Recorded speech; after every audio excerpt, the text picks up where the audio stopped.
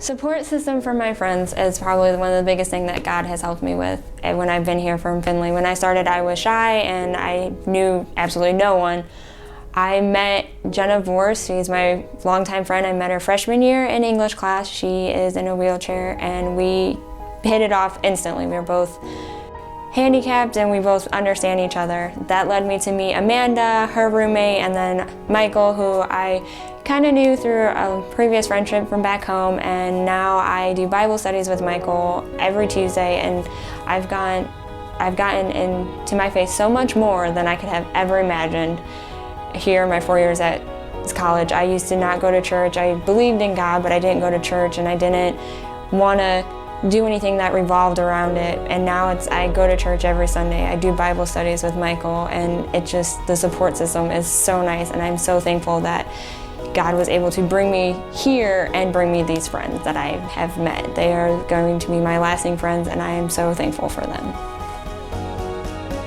I've always been very involved in the church. I've always done a lot of different things, but whenever I came away to school, I suppose it's kind of cliche, but I more made my faith my own, but not just in a way that I chose to do things with ministry, chose to do things with church independently, but I made it my identity.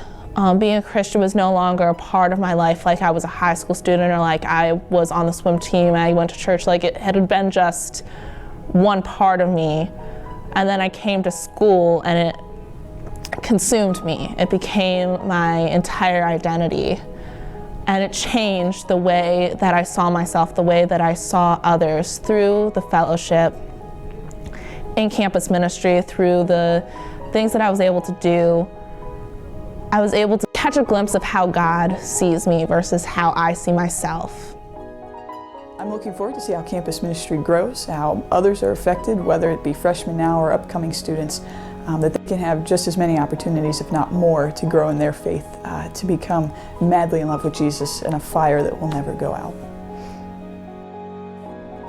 He's been calling me to just really be curious about him and who he is. I've had multiple Bible studies with friends, men's group. It's gotten me closer to him and thinking about what I believe and why I believe it. It's just helping me immensely. He's blessed me with